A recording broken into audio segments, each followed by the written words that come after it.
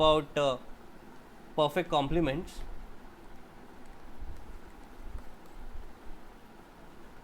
So perfect complements are situations where I am pairing things together.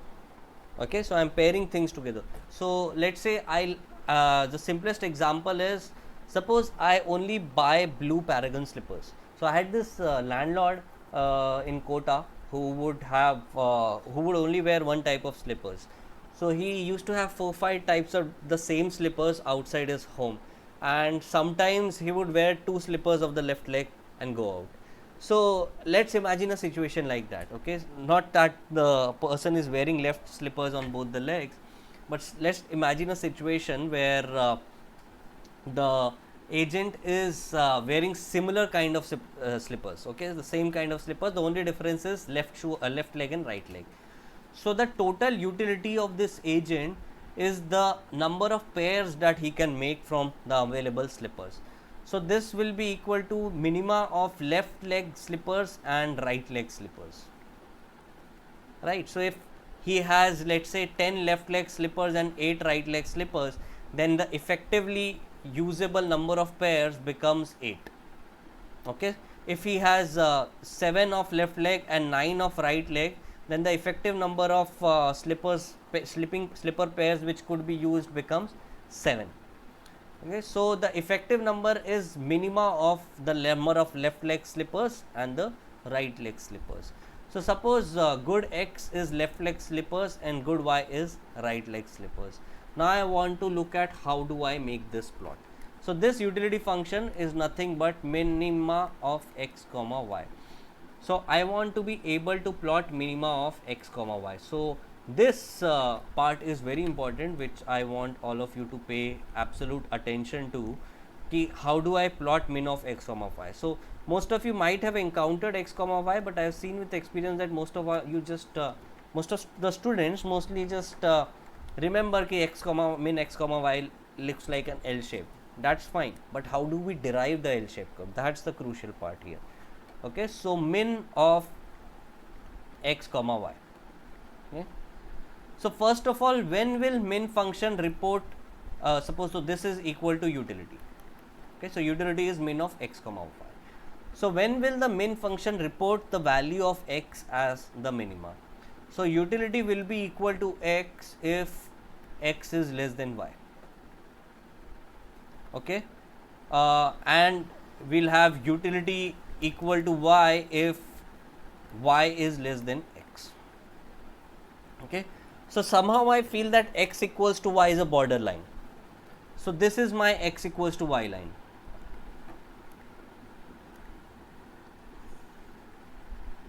Okay, this is my X equals to Y line.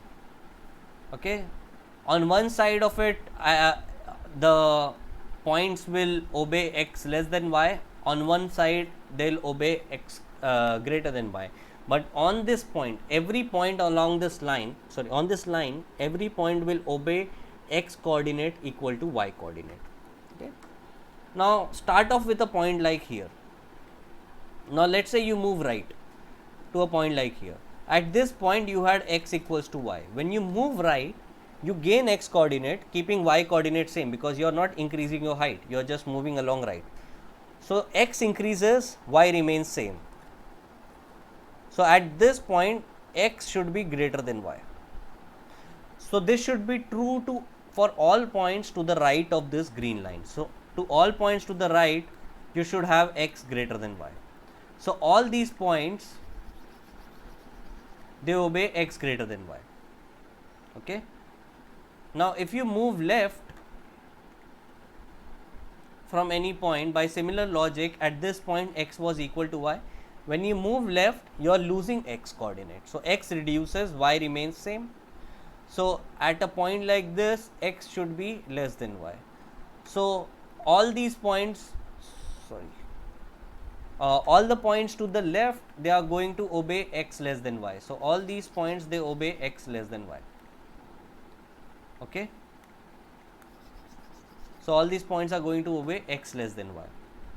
So I have this x equals to line has divided my entire first quadrant into two zones. One zone corresponds to x greater than y, another zone corresponds to x less than y. Now I know that whenever x is less than y, utility is equals to x. So in this region you should have utility equals to the x coordinate, and in this region utility is equals to y. So in this region you should have utility equal to the y coordinate. Okay. So let's again draw the same curve, same graph. Okay, so this is my x coordinate and this is my y coordinate, and then I'll draw the middle line.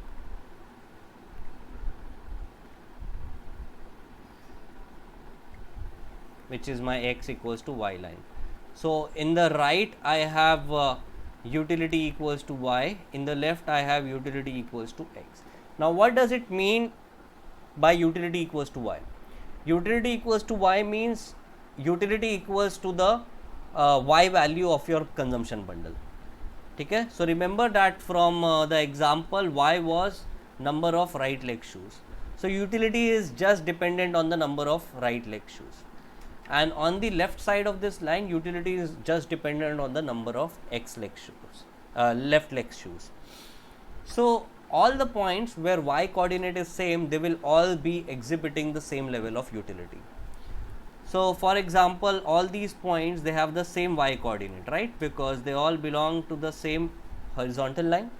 Horizontal line means y equals to constant, let's say y equals to 4. So this line represents y equals to 4.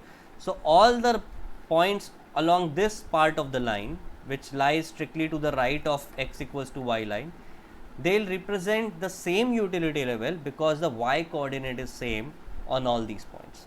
Okay. So the ICs to the right of my border line are going to be horizontal like this. This is what the ICs will look like to the right. On the other hand, to the left hand side utility equals to x. So utility only depends on the x coordinate. Now you know that if you have a vertical line, all the points will have the same x coordinate. Now this is valid only to the left of this line, so the right part does not matter. So in this region, utility function or the indifference curve will be a vertical line because all these points represent the same x coordinate. So to the left of my border line, ICs are going to be vertical. So this is how you get your L-shaped curves. It's a little tedious process, but we'll go over a few examples to understand how to get this. So let's start with the first example, a very simple example.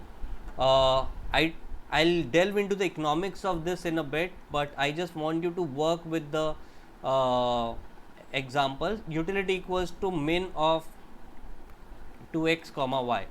I want to plot the curves, indifference curves for this equation. So I hope all of you have your notebooks ready with you, so you can start working on this utility function and tell me what you're getting.